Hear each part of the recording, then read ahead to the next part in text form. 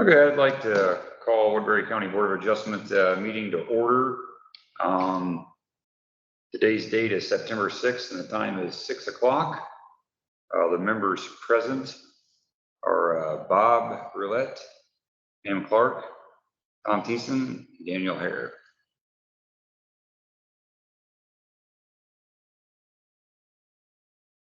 Tonight's meeting will be audio taped and the minutes will be prepared. In respect to all parties, we ask those present turn off cell phones and set to vibrate.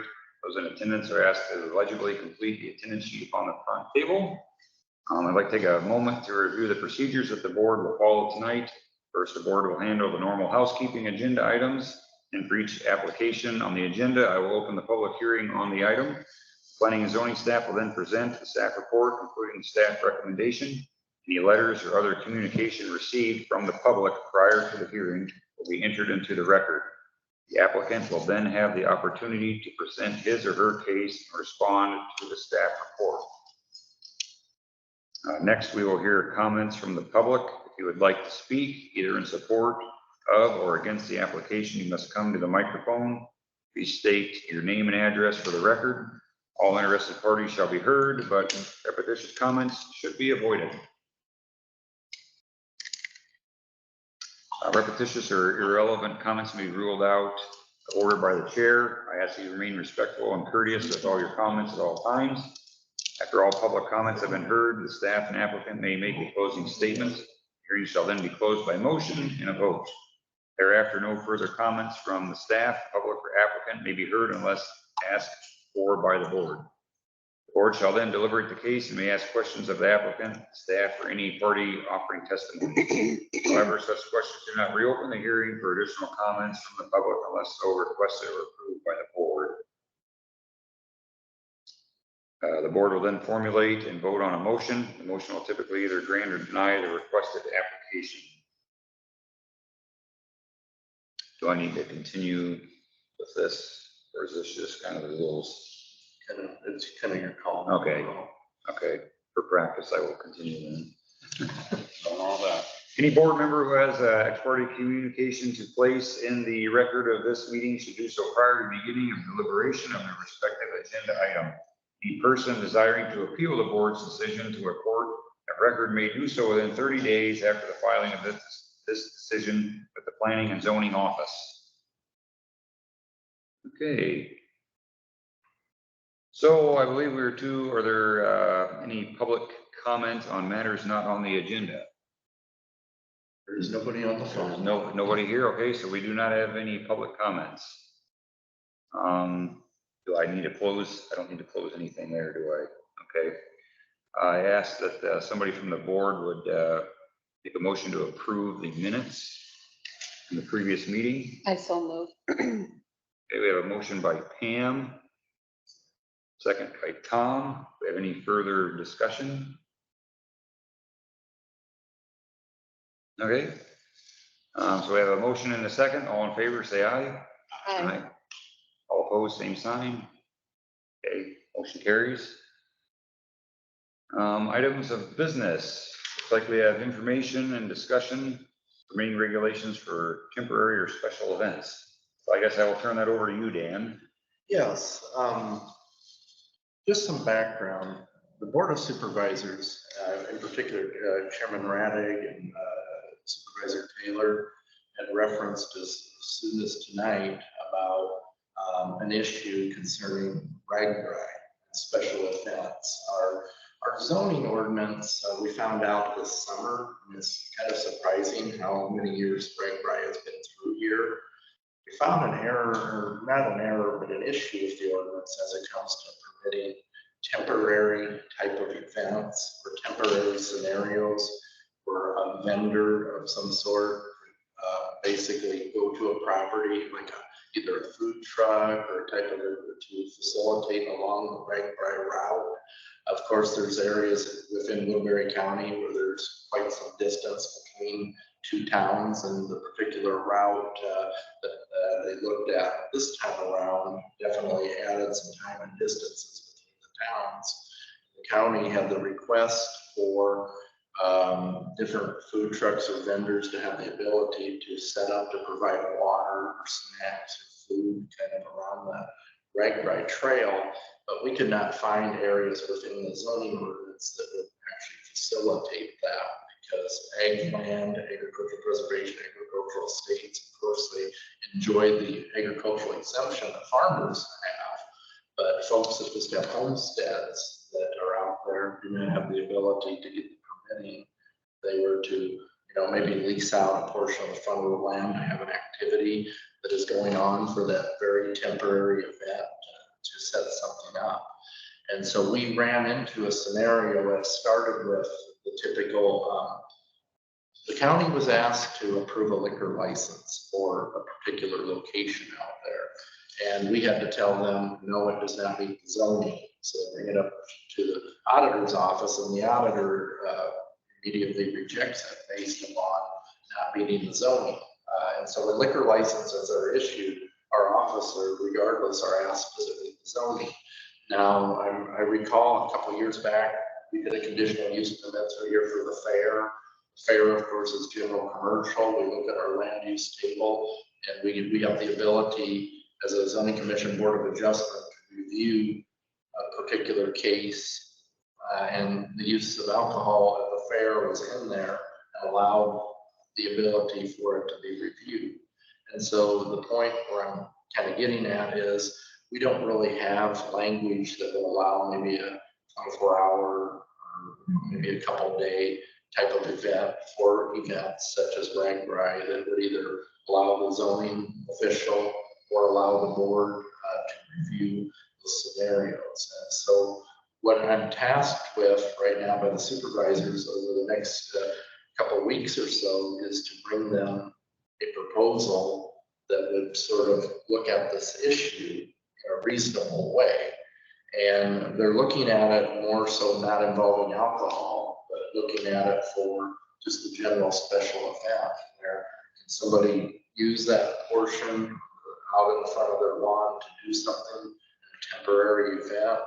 We have, because we don't have a process at all right now to facilitate that. Do we do a two-prong if somebody wants to sell alcohol to have a conditional use, then that does go to the board in that realm? So they're really looking for a solution to really kind of a big issue that we ran into.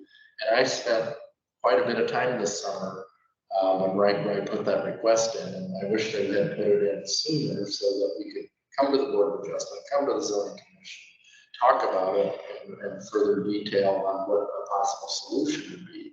I think I went through and saw they were last year in 2015, maybe 2012. I know they had started at Sergeant Bluff this time, and started in Sioux City. I think there was one other time in Sergeant Bluff, but there wasn't a history there of vendors making a request of such nature, which had made it challenging because we always try to look for past precedent.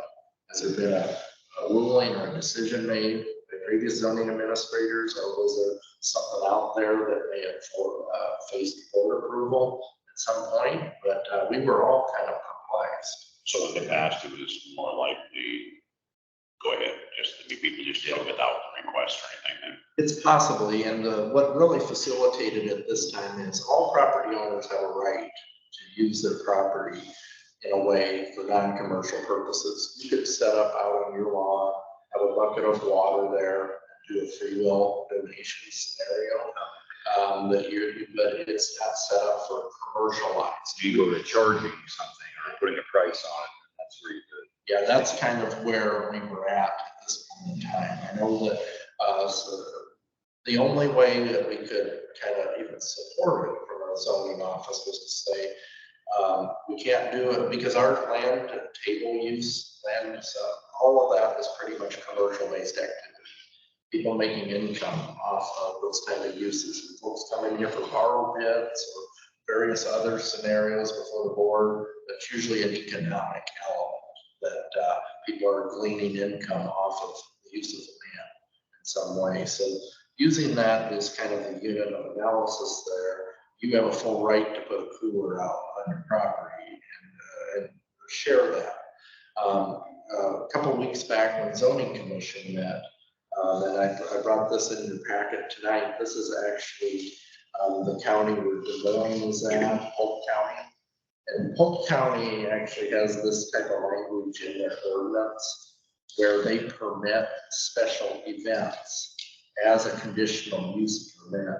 And what I did at the bottom of that document there, as I showed you, it's kind of hard to see. You probably should have turned that increased in size, but they have a category in their land use summary table that says special event. And then that language up at the top, they kind of define what the special event is. I know that zoning commission, if I could kind of paraphrase where their concern was, that if we enumerate or start saying specific things, they were concerned about unintended consequences, where if somebody does something small to an extent that it might harm possibly what has been practiced for some time. And so the balance is, how do you handle folks' freedoms to, use your property in a way, as well as if you're having a wedding ceremony, for example, at your house, a very personal, private event scenario, would that have to rise up to this event? So I guess what I'm trying to do is consult and ask the boards for help and your perspectives on how we could handle this type of issue in a reasonable way, that the county knows what's going on out there, but yet landowners have the ability to maybe use their land on a very temporary basis. RAGBRAI is something that doesn't come around every day, and so it's something, and it is a big event. It means a lot to various islands in some ways. And so how can we get to the bottom line of allowing some folks to be able to sell some items along the route? First thing that comes to my mind is kind of way out there in left field, but it kind of brings up that little kid out there selling lemonade and police run them off because you don't have a permit for it. Mm-hmm. Now, is this going to end up being something similar to that? Yeah, and I think that's the general concern of the law of unintended consequences. And that is, when you pass something, you don't mean to hurt another thing. And that's where we've got to be real careful with it. I think you all are probably more familiar with the debate out by Mobile, maybe around 2010-ish. Fireworks. And the selling the items on the side of the right of way. Oh, yeah, right there. That got a lot of media Doorway. attention. Basically, my understanding is that it was kind of just left in a way that it's facilitated to happen. I don't know enough about it, if it was an administrative decision or if a resolution was passed, but a lot of times when there's precedent where zoning makes a call on it for a period of time, that in effect is what the policy is. So yeah, something like that could affect that, but typically there's also the agricultural aspect of it. A farmer gleans the items off of their field and then they want to sell it generally to the public. So I think that there's ag exemption scenarios that are tied in directly with this. Something like that would fall under the special event thing. That would have been the concern Okay. with this language, that it was kind of before you. And so really the question is, what is the level that would actually trigger the need to permit something? And of course, right away, alcohol is definitely a big one, but how do we separate alcohol away, which there is interest in doing, where you have not all events have to have alcohol, and if you can't have alcohol in an event, you can't, you don't have a permit for that. So how do you facilitate that? And here again, I just throwing stuff out there, but I foresee anytime there's a RAGBRAI, if we're talking about that event, there's other events that may qualify under your special condition things. That's going to be along a roadway. And personally, I drink. I have no problem with it, and I enjoy it. But selling drinks alongside the road, the people, the only thing they're not going to pull off and sit there and drink. They're probably going to get right back and go again. Kind of, does that open you up for a liability thing? Even having alcohol even included? The concern with alcohol is it's not only a zoning issue, it's also an auditor's office where the county issues a liquor license. And so what happens is they work with the state. The state has a level of permitting that they have to go through. And so what happens is when they get a liquor license in the auditor's office contacts zoning. Zoning is one of the check marks that they have to make to get their permit. And so what happened is we said, no, it doesn't meet the zoning, so they couldn't put the check mark in. Therefore, they weren't able to get liquor licenses out in the unincorporated area of Woodbury County. They could if they were in Bronson or Hampton. In the town setting. In the town, if the town had policies that would allow for that. And so I kind of talking with the county attorney's office as I was trying to sort this out this summer. Alcohol was kind of, it's the big thing. If you look at the legacy of our ordinances, anything pretty much that involves alcohol comes to the Board of Adjustment for conditional use permit. And you notice in the table of land use, they'll even say restaurants, and restaurants with alcohol, conditional use permit.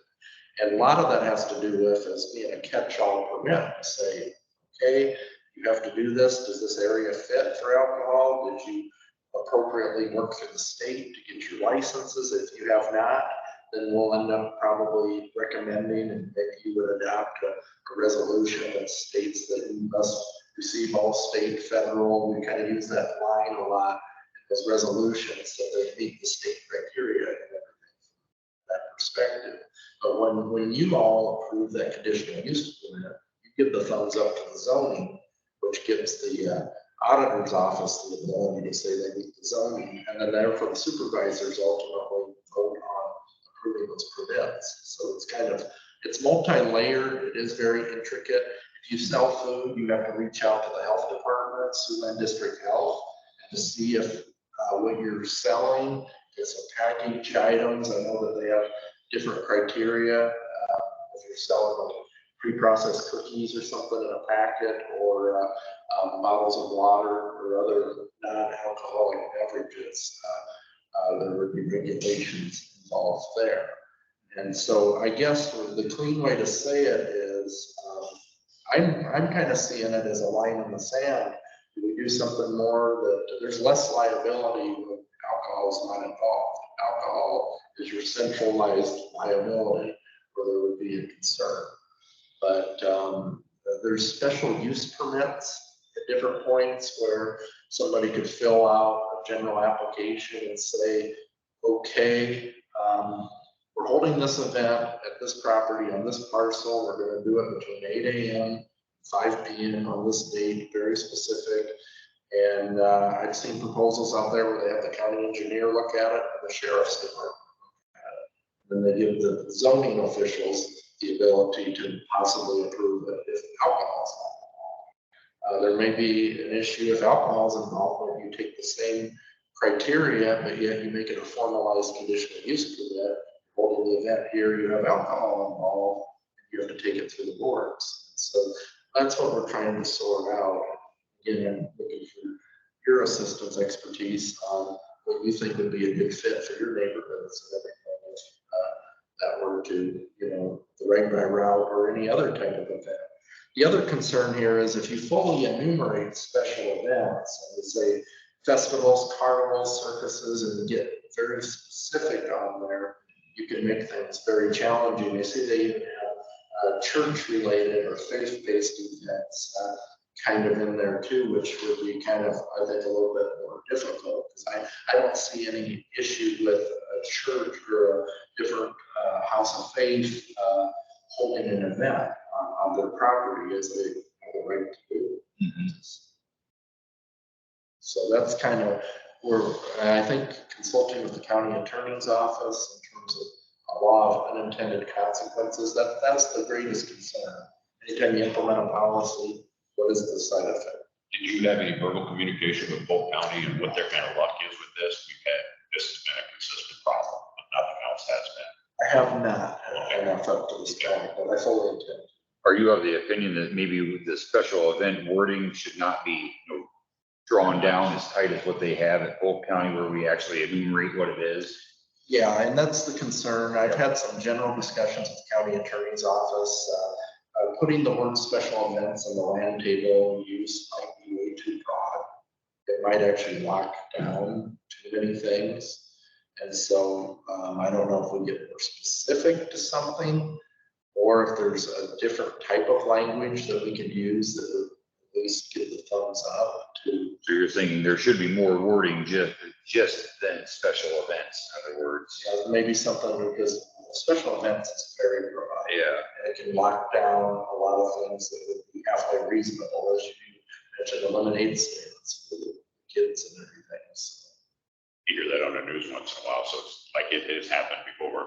yes, I've seen zoning cases in cities, very big cities, where they banned somebody from doing that, and then it, it does create scenarios there. So the question again is, how do we balance out the rights and the freedoms with, again, the ability But if it get down to where if I want to sell the top of my truck and set it out by the road, put a for sale sign on it, I need a permit to do that. Yeah, I mean, and those are things you've historically seen on a very short temporary basis. But what usually triggers a zoning violation is something that perpetually stays in place for a long period of time, and then a complaint rises, and then the conversation, would you please move this, is kind of where general policy is.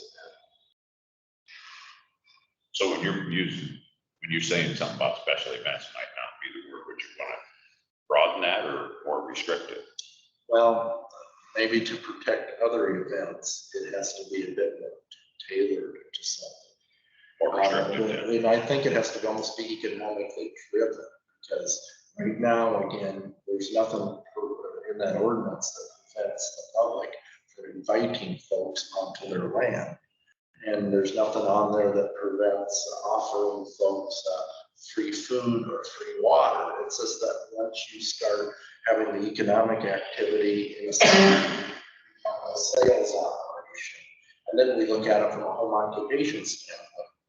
Does it meet the home occupation where you can use your home as a business? Which there is the ability to do that to an extent, but when you have hundreds and hundreds of people on the RAGBRAI event coming through there and utilizing the property and purchasing, then it doesn't work out. So home occupation is much more geared toward subtle, basically.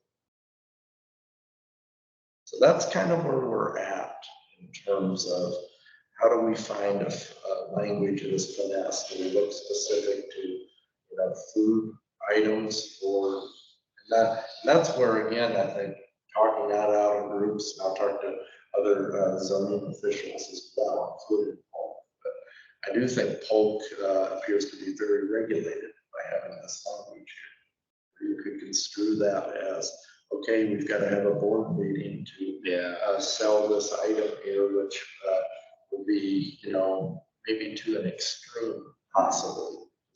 It depends on what the magnitude is of the items being sold. Mhm. So,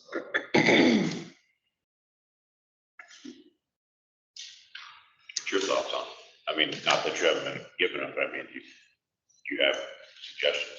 I think when you sit in the zoning chair, you always have to evaluate what hits board level, what goes to the board, and most of the time it's right there. But this is one of those classic areas where there's a lot of reasonable requests here if the alcohol is not involved. Mhm. And if we're given the ability to do what we do for researching out, for example, conditional use.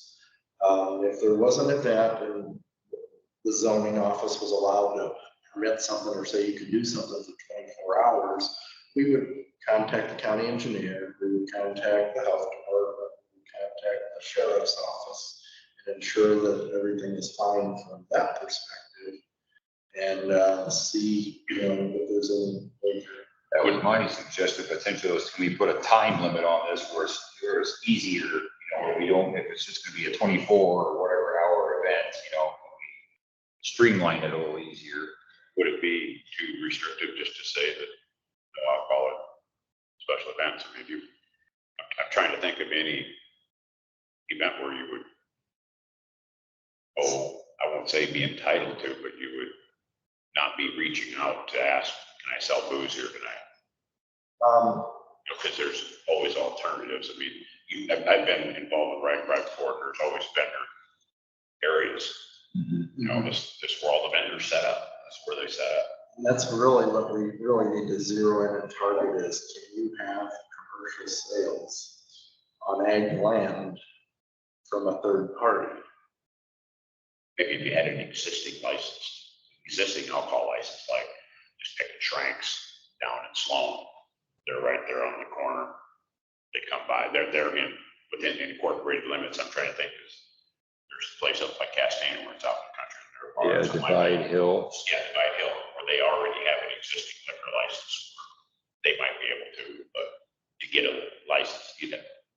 Yeah, not so much about the liquor license as just the event being held. The table of land use, and not being a farmer, really just bars the transaction basically from happening. And so that's kind of what we've got to look at fixing.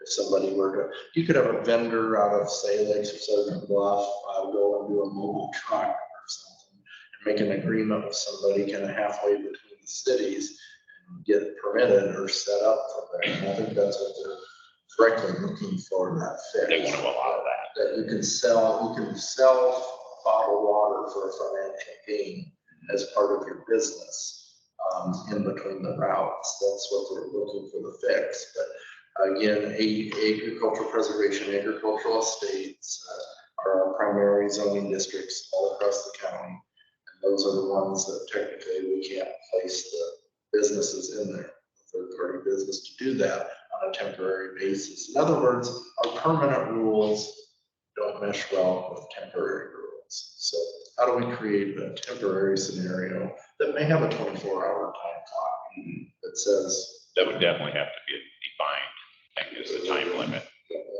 the time limit would be what would protect the scenario from being a problem. Yeah, long term or something. Yeah, where you don't think that this special use creates somebody to set up shop and then you have a commercial operation out there. Thinking anything that would go on that would be more than just like the right price, goes if there was. But then thinking outside of the box, is there some policy tied to the event? And those are some questions that I'm going to be bringing up to the county attorney's office too, so that we can sort of target the type of thing. Like they're saying, that it's very unique to Iowa, that respective event, and it does throw zoning off. These vendors that approach the county were looking for, some other counties, I haven't seen a whole lot of evidence, but they talk about where supervisors voted on resolutions to waive certain zoning requirements as a whole, but I didn't really see a pathway based on how our ordinance is written to do something of that nature for the short period of time. So maybe there's an exemption route, but again, I've got a lot more homework to do, but because of the time frame and everything, I wanted to bring zoning commission and of course put adjustment into the loop on something. The ultimately, if there's a proposal put to place, it's a zoning commission function and board of supervisors function. This board does not vote on it, but I definitely think it's imperative that this board be at least part of the, general understanding of crafting or having an idea of what policies are. But ultimately, public hearing, zoning commission, board of supervisors would have up to 3 to develop a process. They're definitely looking for a fix. It's in Sioux City next year. Right, is that So I need to get it. well, it's an economic boom. I mean, it's great to have it. It's significant. I mean, the cities that do get it really like having it and want it again. So, Since got through the first one. When Sergeant Bluff did their first one, there was a lot of people really nervous about how they were going to do it. Rec Ride was really instrumental in helping them go through it. People that had been pretty much what I've got at this point. We'll keep you informed. If you have any ideas, let me know. It's what makes your job so much fun, isn't it? Well, it's fun to fix things.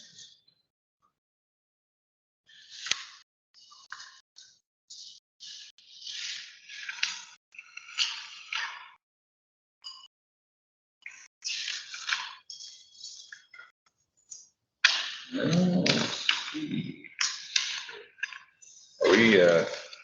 That's, I guess, do we have a public comment on matters not on the agenda? Actually, we've got a couple more items. Oh, is that, oh, okay, that was just, okay, so you need to go ahead and present information discussion on the conditional use permit, zoning exceptions and administrative zoning. Yeah, this second item, many of you recall, I don't know how many of you attended the Iowa State training that we had about a year ago over in Correctionville. The last one I didn't, but I've been to a couple of them before. They seem fairly repetitive.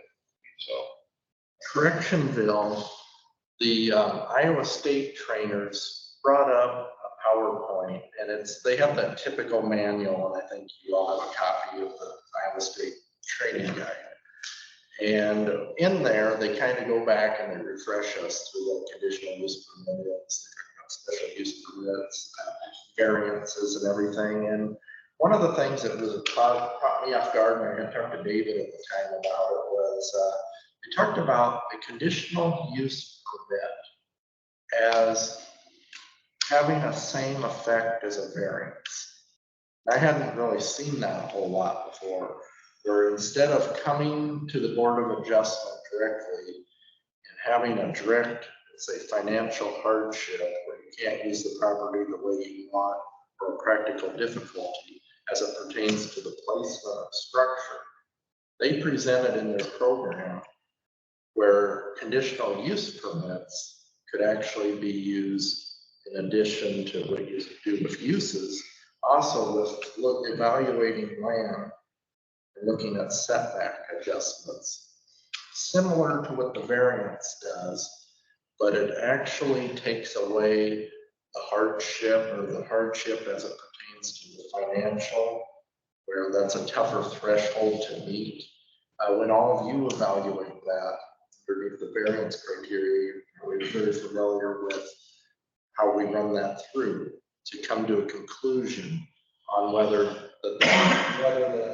they deserve this variance because it's not a fault of their own. It's the makeup of this land, and it's really a tough situation. And that's where it would need to be for this to work for them, because they really need this use. What the Iowa State presented was having the ability to use a conditional use permit.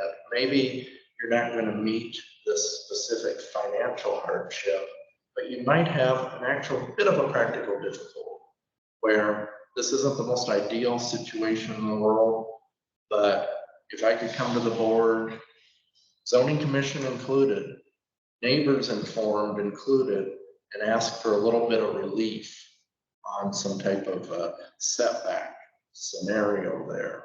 If the neighborhood is okay with it, they meet some reasonable criteria that is presented, then a conditional use of that could be considered. And it really took me a while to get my head around that when they presented that from Iowa State and talked to those folks. Then I talked to Johnson County. Johnson County goes, yeah, we do that. We have kind of a two-pronged approach where we allow the zoning administrator up to a certain percentage, a very small percentage. Let's just say you run into maybe a couple feet scenario where you're just a few feet off, and there's some criteria in this proposal, but the zoning administrator could approve this. Maybe it's at 8 feet instead of 10 feet, but it's not the end of the world as long as maybe the county engineer is okay with it from the edge of the road, and generally the neighbors would be okay with that if they talked, or we would call the neighbors, that type of thing. Or if it's a larger criteria, then you go back into the boards and you run the proposal by them as a practical difficulty. And so I'm just simply presenting this language as consideration, because I do know we've been in scenarios in the past where maybe it's not quite an economic or a thing, but it's still kind of a little bit of a practical difficulty. I think back to the, you have a 100-foot setback, let's say, out in the county. Somebody buys a homestead that was part of a farm. The house sits, let's say, 65 feet away from the right-of-way line, and they can't put a deck on. And, you know, something, you know, is it a hardship that you can't put a deck on? You could look at the ordinance language and say, you know, you don't need that deck. I mean, it just depends on how you look at it or interpret that, but yet you want to, you know, do something possible with your home. You're asking relief for it, but the ordinance is saying that you're closer here, but yet this is posing a little bit of an issue for you in terms of where the placement is. Or there's various, we could probably come up with hundreds of scenarios that we can brainstorm on where folks, I only can think of them when somebody kind of brings them in and we see them, but there's been, you know, strange scenarios where it needs to be closer to another building or a tap or something. There's just lots of different scenarios that don't perfectly line up. And so that's why Johnson County, and they present this as another form. There's been lawsuits even in the past of counties where a variance may not meet the financial or the practical difficulty, and it's to say a neighbor don't like it and get it into district court, and when they interpret what the Board of Adjustment did, that would, a conditional use permit would be easier to defend for the property owner than a variance if let's just say the interpretation kind of comes out differently. So there's different scenarios to think about, and I just simply bring this language to you because again, what Iowa State presented, and again, maybe it would be something reasonable for landowners if they were to be able to bring a case from this perspective. I like the idea of it, it's just less restrictive. You know, on a farm labor and a person who owns their home, if it's not causing damage to somebody else, they should be able to do some of that stuff. That basically gives you the ability to possibly look at it a little differently. Yeah, and it gives the board still scrutiny, the level of scrutiny. Under the conditional use, it actually adds the zoning commission to the fray too, where they, under the current variance language, this is the Board of Adjustment, the public hearing here and meet this criteria, but it would allow the zoning commission to kind of evaluate the area, send you all a recommendation, and probably even help with that process from an advisory standpoint. And So these are for issues that arise that we don't have specific language on how to handle, essentially, or they don't meet our general criteria. yeah, if something is in the variance ballpark, I've had a board member one time tell me that variances are case by case scenarios that we evaluate, and it's very true. You evaluate them, see how they fit, and you're looking very carefully at the practical difficulty and the make of the land. It's not a fault of their own based on how it is. I always use that classic example. I know when I first kind of started on the job, one of the first variances I remember is, we don't remember this, Bob, when that creek was kind of behind the house. They want to be close, yeah. They had to be closer if they would actually put something there. So that was kind of your classic example where it's really not a fault of their own that the creek is Just a real high bank behind them. Yeah, and so those are, when they're geographic or the topography of the land and everything, that's really kind of a classic hardship that folks can experience with the structures.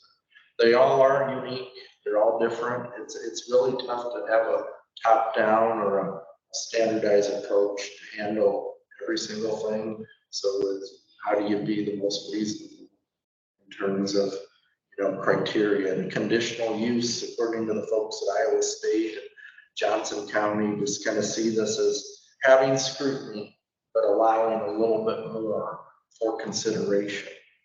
They're similar processes, basically. That's all I've got for that. Okay, well, I believe we're down to item 3 here, conditional use permit application processes and fee schedule. Yes, I just got some basic comments on this last one. We've had a few items that we've permitted that involve a lot of landowners being involved, especially cell towers. The cell tower notification requirement is 1 mile from the tower. And so what that means is there's a lot of letters that go out. We have to pay for postage on a lot of them. I know that one down by Sloan virtually picked up the entire town. We were mailing and mailing. And so the whole goal was to have our fee schedule be able to sustain the expenses that the county, the taxpayers would incur when somebody brings one of those very big permits to the county. And so I did include in the packet a fee schedule that was ran by the zoning commission, but the board of supervisors ultimately decided, and this key line is added to our fee schedule that says additional fees. Yeah, I like that. The owner's applicant shall pay for the additional costs associated with processing, printing, and mailing of notifications of public hearings, and the number of mailing required to exceed 30. We came up with the number 30 because 30 is still very reasonable, and most of the time you're not going to have, when we notice within 500 feet for conditional use permit, 500 feet, very likely you're not going to hit 30.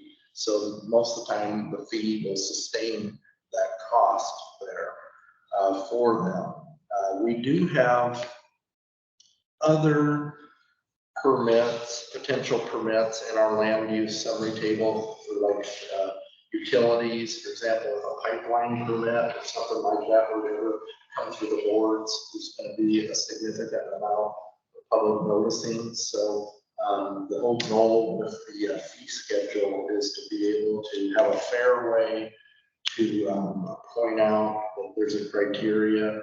And everybody gets calculated in on the first 30, on the first 100. It's everything basically after that, which does attempt to be more fair.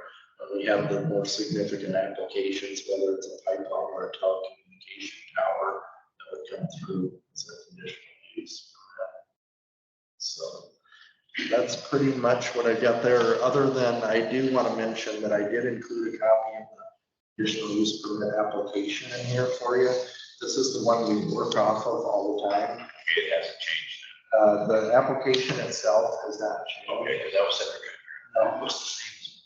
I thought maybe some of the section numbers had changed or something. No, I just kind of included that in there, and I do want to talk a little bit about criteria again. I know we all look at criteria. Zoning Commission looks at criteria. And the comment that I have is when we get into these applications,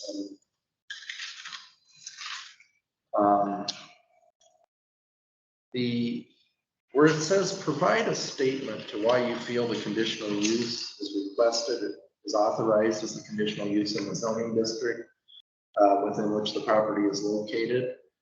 That's a direct ordinance requirement. And I know you all know this real well. And what we're looking for there is their affirmative statement and their request to prove that to the board, basically. And so when we get down through all of these and kind of decisions are made, and we try our best with the staff reports and everything to link up the criteria to try to offer a reasonable recommendation and everything, really based on the criteria. And so what I ask for folks to think about with variances, conditional uses and everything is when you weigh the criteria, and we have we all have a serious decision to make. The staff reports, everything from that angle, we always have to think about the rationale behind if something doesn't meet a conditional use. And so right away, if I'll identify where I don't feel, based on the research and everything that we've been through, staff level, indicate in there that this doesn't fit with the neighborhood, or they need to do this to meet the criteria in some way, that has to be very well documented, kind of from our perspective, from what we do, from the research of the ordinance, from the utilities telling us things, from being out there on site. And so all of those things would play a large role if the yes or the no vote happen. And if the no vote happens, we're all aware of what the next step is, district court. So if something goes into district court, they're definitely looking at the minutes, they're looking at the reasons and the overall rationale. So I just simply want to point that out, just again, as kind of a general discussion, general refresher, because we do kind of keep that in mind. And I think most of the time we have proposals that are pretty much laid out. The applicant does a good job in terms of working with us during the month. Our goal is to get a turnkey product that they're presenting. We lay it out, the application is out there. They know that they have to prove this to the county, to the boards and everything. And we point that out to them and so evaluate it. So that's just kind of my little general analysis for how we get into these different types of land uses. That's all I've got for that.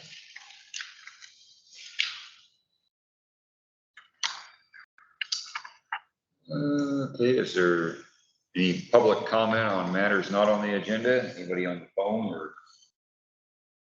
Check here again. All right, Still going, and we're waiting for others to join us.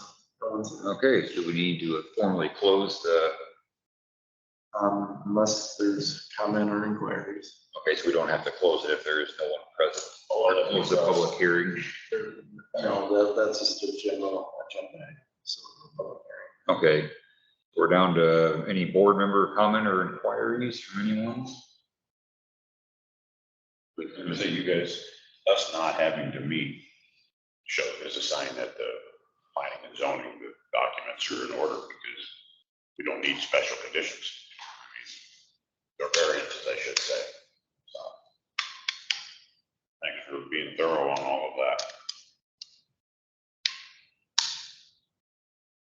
We have any more of a further staff update? You or we covered everything? Generally, you're probably just aware that the supervisors recently passed an amendment to the wind ordinance, changing the residential setback to 2,500 feet from the residential. And that was not in line with what the utilities wanted, correct? I mean, they won't. Yeah, they Definitely were, pretty restrictive. they were at, well, they initially wanted 1,250 feet. And then they kept kind of giving a little bit. I have a lot of history on the subject. If I'm speaking out of line, don't be quiet. I'll let you handle it. Just this generally, I'm just reporting what has kind of went in front of us. And supervisors did have 3 weeks of good public hearings and public comments that really demonstrate what county public policy making of all different interested parties are in. And the board did come to the conclusion over the 3 weeks that the setbacks would be increased. They did vote on that at that time. So that was kind of the big news that was going on over the last month or so from that perspective. And then, of course, if you got a chance to watch the supervisor meeting tonight, I discussed earlier in the meeting, there is the concern to fix this right. We kind of have to get it in steps. And then with David stepping back, the staff position, it's just gonna stay the way it is now then. I don't really have any information to offer, Just a lot of extra workload for you guys. So, I mean, just been doing what we've been doing. Moving forward from there, but there's nothing else to report.